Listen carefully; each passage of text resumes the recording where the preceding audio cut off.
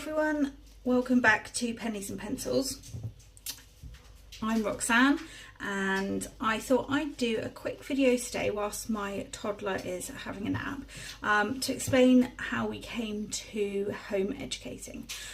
It wasn't a choice that we made for our children from the get-go of their educational lives, their educational journeys. Our oldest attended school right up until almost the end of year 7, so she was 12 when she left, but she had lots of trouble with anxiety. She's a super masker. She's diagnosed autistic, and she held her own. She did really well in primary school, and then we started to see a few cracks and problems, and not being able to get to school, struggling with tummy aches, headaches, all of those kinds of things. Probably just before COVID. COVID was like her ideal situation. She didn't have any expectations to go out into the world. She wasn't expected to be around people. She could interact with people as and when she wanted, and just no pressure to have to be in the world. Work was sent home, so she engaged in that at times that were good for her. She could get up and move around, she could take a break when she needed, she could use the bathroom, she could get a snack, she could get a drink. It was all just perfect for her. And then when we integrated back into school after COVID, my children could have continued going to school because at the time I was a key worker working at our local A&E. But because my husband was classed as extremely clinically vulnerable, we decided not to put the children into the pods at school and all of that, and just kept them at home. So when we did eventually start transitioning back into school, she struggled, and it became clearer and clearer that school was an environment that she wasn't doing well in. Not academically, because she is an academically capable child. She generally sat average or above average for most of her subjects. So academically she was capable, and this was whilst she was struggling. So if she'd have been in an environment that was actually suited to her, she'd have been flying. She'd have been going and doing so much more and so much better. So we asked for, meetings with the Senko and what support could she get and all of these bits and pieces. And then the transition into secondary school didn't go very well. We were promised lots of support, which didn't materialise or wasn't consistent or happened after it should have started. Silly things. She suffers with some UTI problems. She's supposed to have a toilet pass. She wasn't given a toilet pass until after the first half term. And then even though she had a toilet pass, teachers would say, no, you're not allowed to use your toilet pass.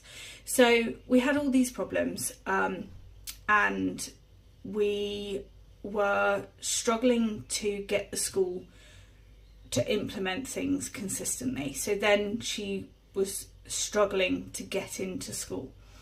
Bearing in mind that through her primary school life, I jumped through all the hoops. I did all of the things. I have attended the grand total of 6 parenting courses.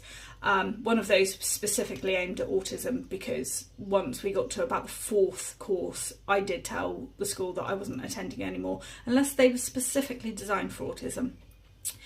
So I had done all of the things. There was nothing more anybody could do. We'd been referred to early help.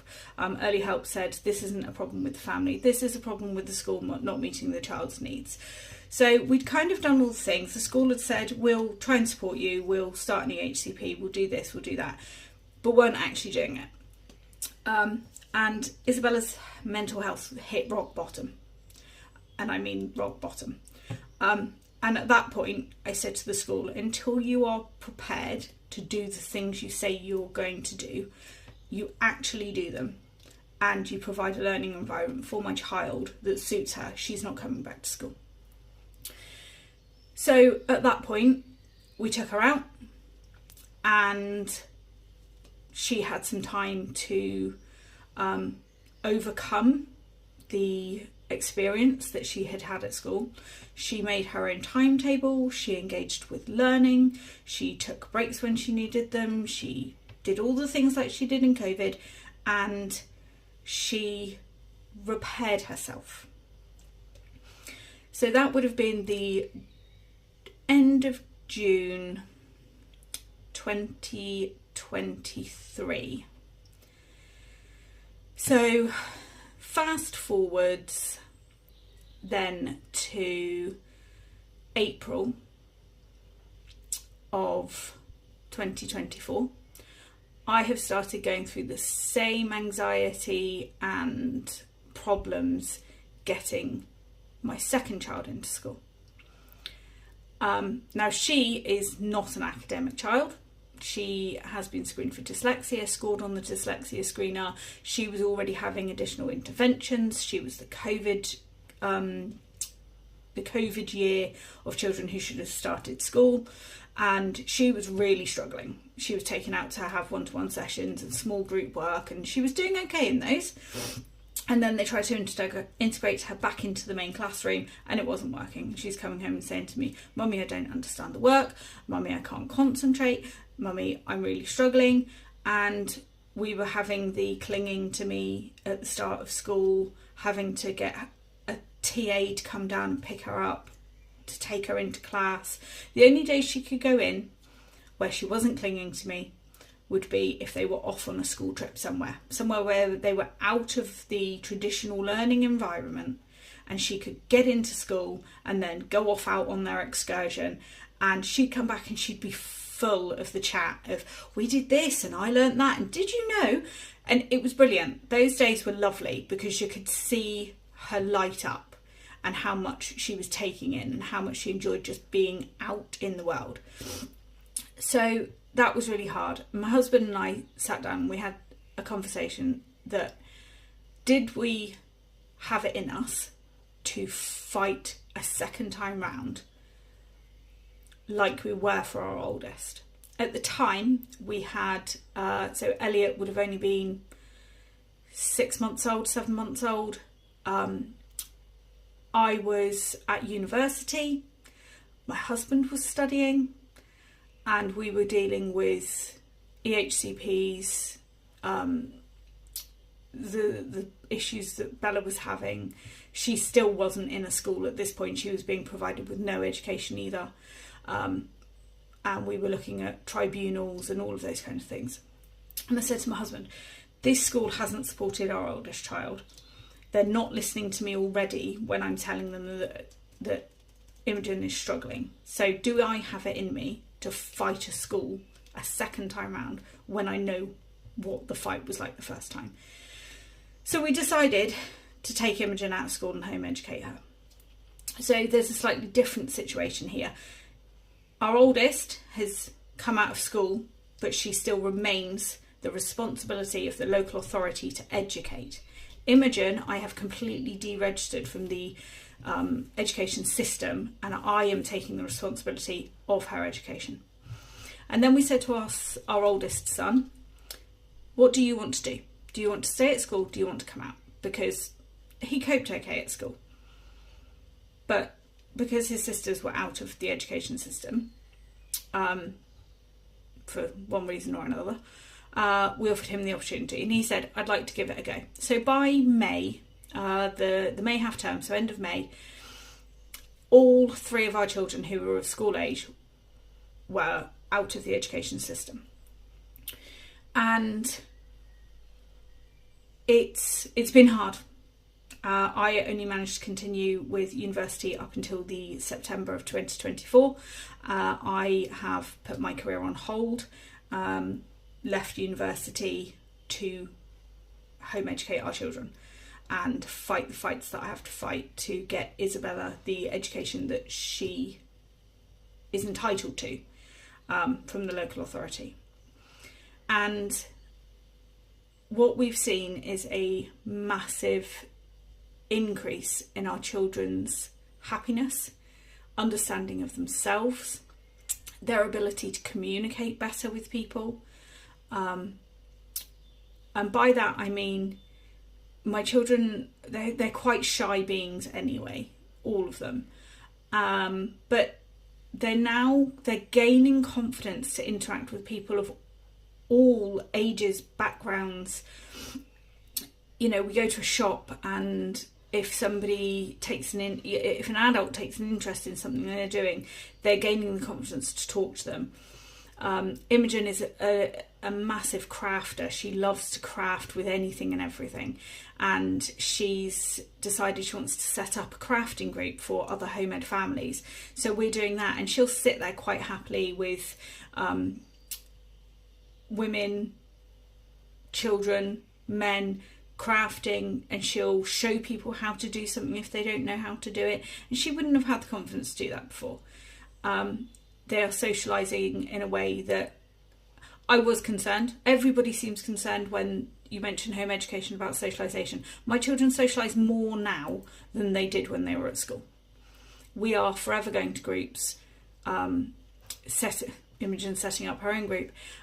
We meet people down at the park. They will strike up a conversation with anybody who, you know, is approaching them for a conversation.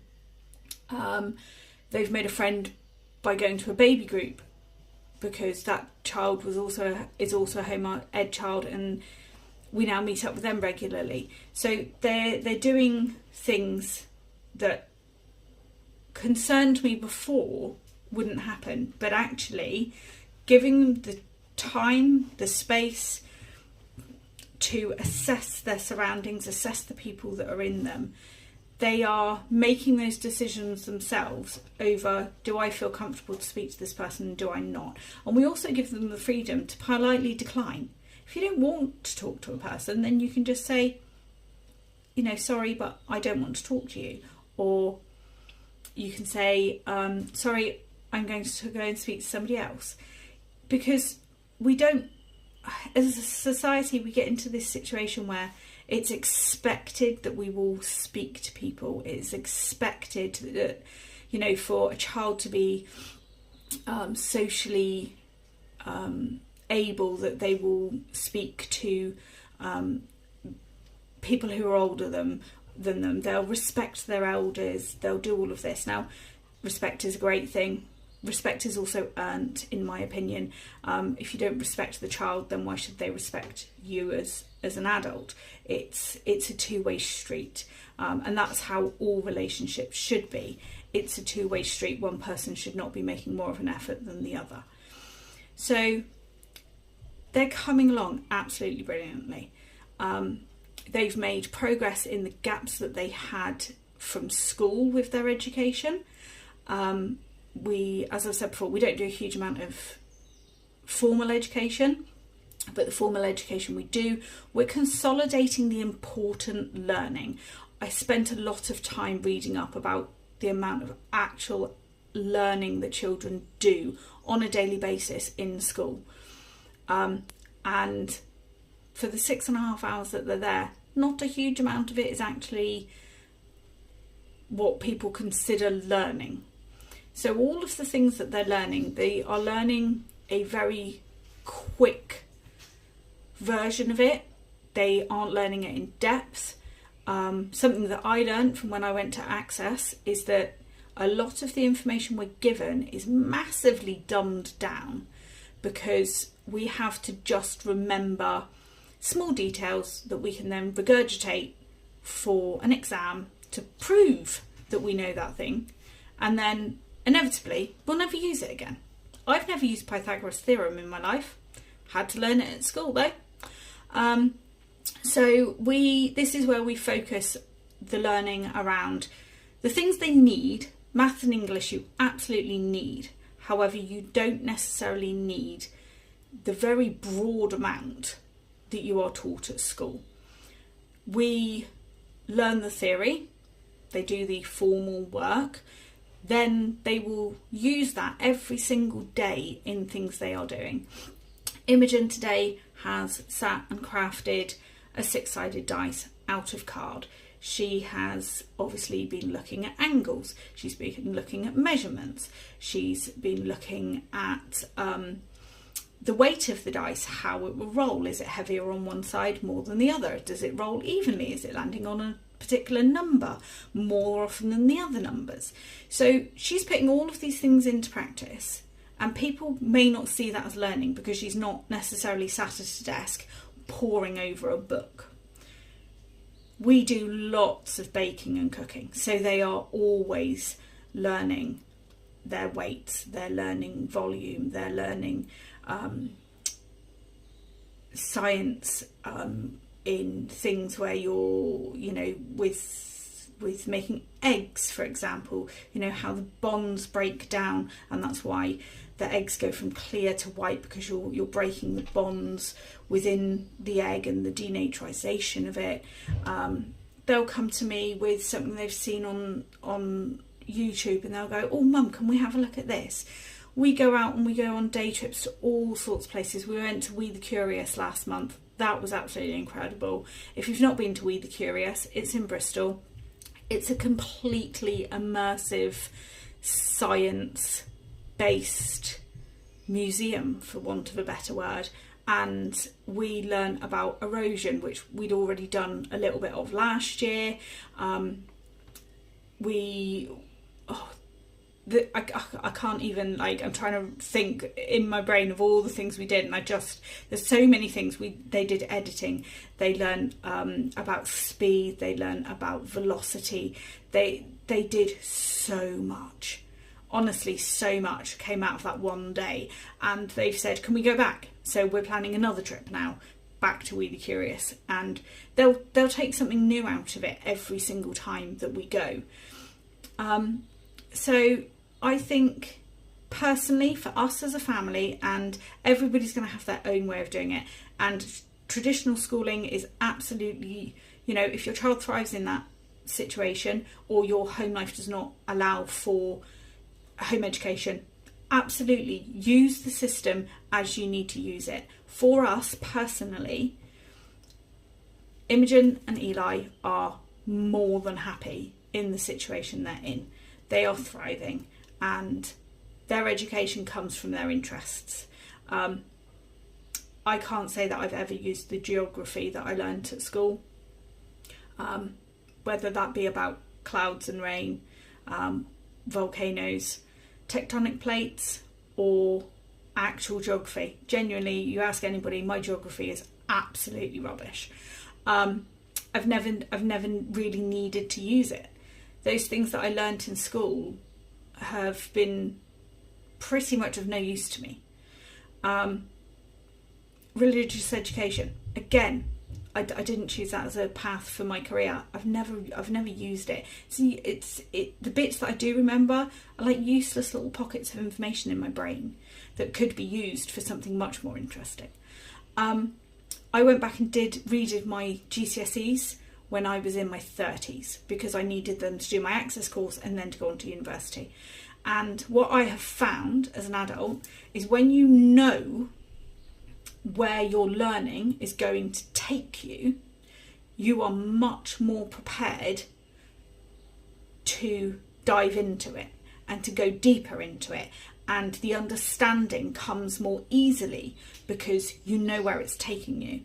When you're learning in a generalised way, and you don't really see the benefit of learning that thing, it's quite hard to engage in it if your brain is not set up for learning in that manner. So we've said to the children, whatever it is you want to do, we will facilitate. We are not teachers, and I've said this to many people, I'm not a teacher. I do not claim to be able to teach. We have tutors for the children for their formal education. Everything else, we facilitate their learning. So when they ask to do something, we find a way of doing it. We find a place that we can go to, or we'll sit down and watch something. They get involved in things that we're doing with the house. So when we're redecorating, they will help do designing, they'll help with project management. They are learning all the DIY, they're learning how to use power tools, they're learning, you know, the risk assessment, the health and safety side of things. They're learning things that they can take through life that will be of huge benefit to them, and that are skills that are transferable into lots and lots of other situations and professions. Eli already has a general idea of where he wants his career to go. He's looking into a military career, and Imogen, she'll be doing something crafty, creative, not entirely sure what yet, but she is always coming up with all sorts of crafting projects. She has an amazing mind. She can look at something. For instance, she looked at a bag recently and that had been crocheted online, and she just came down, says, Mum, I'm going to make this bag. And I said, okay. And 2 days later, she comes to me with a completely made bag. She hasn't asked for a pattern. She hasn't asked me to help her find a pattern. She hasn't come to me and said, oh, I'm stuck on this bit, could you help me with this a minute, Mum? She has problem solved the whole thing. Her brain has seen that thing and gone, okay, so you need to do this and this and this. Whereas me, I would need a pattern, and I can read the pattern and I would use the pattern from start to finish to make the entire thing. Her brain doesn't need that. Her brain just needs to see the image, turns it into 3D, and then I don't know how it does it, but it's incredible. So she learns a lot from practical things and doing things. She also is a fidget. She doesn't sit still. She'll sit lovely and crochet for 45 minutes to an hour, and then she runs up and down the garden on the trampoline. She goes crazy. And then she'll go back, and once she's got her zoomies out, she goes back and continues. So that's where we are with Imogen. That's where we're at with our home ed. We are happy with the way it works. We've tried all different ways. We've tried structured, semi-structured. We've tried formal, non-formal. We've tried completely child-led, and we mix it up. It will change from time to time, and we're always happy to adapt things when we need to. And if it's not working for us as a family, we look at what's not working, why it's not working, and then we adapt. So yes, that's what home ed looks like for us. They will be learning budgeting. At some point, I'm hoping that they will want to potentially come and do their own little budget with Imogen, budget with Eli. Imogen has got a binder, and she has already said that she would be quite up for doing it. She's also being my little editing buddy and trying to help me with that. Apologies, the last video I couldn't work out how to flip the video round without adding the dark bits on the side, and yeah, it all just went a bit wrong really, but we put it out there for the world to see, and we'll see how it goes. Sorry, that's the dogs. So yes, the last thing I was going to do, so I've decided that with our spare money from the leftover shopping money each week and a little bit of Elliot's money, we're going to do a penny saving challenge, and that money is going to go towards getting Elliot a climbing frame for the garden. We are very lucky. We have an absolutely massive garden. It's about 100 foot long. And that is also another project that we are all working on, is renovate the garden. So yes, we will be doing that, and I might take you on a tour of the garden at some point and show you the progress, or not the progress, or however it's going. So yes, right, I have already counted up that we have, whoop, that's my new pens flying everywhere, sorry, we already have £5, I want to say 32 pence, £5 32 pence, which I've taken out of my purse. All that stuff that I took out the other day, dumped on behind the camera, yeah, I've counted it all up, £5.30 something. So I think that what I would like to do is cross some of these off so that we can make a start on this, put it into a little jar and make a start on Elliot's savings for his lovely little climbing frame that we're going to get. So I'm going to make this really easy on myself. I'm going to go for £3.51 because it's a big one, and then it's going to test my maths now, isn't it? £1.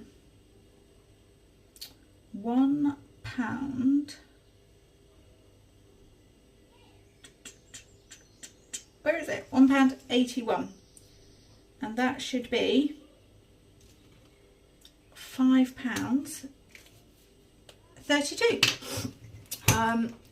It doesn't look like I've crossed off loads for the lots and lots of change that I've got, but it's there, it's done. That's the first little one, and I'm happy with that.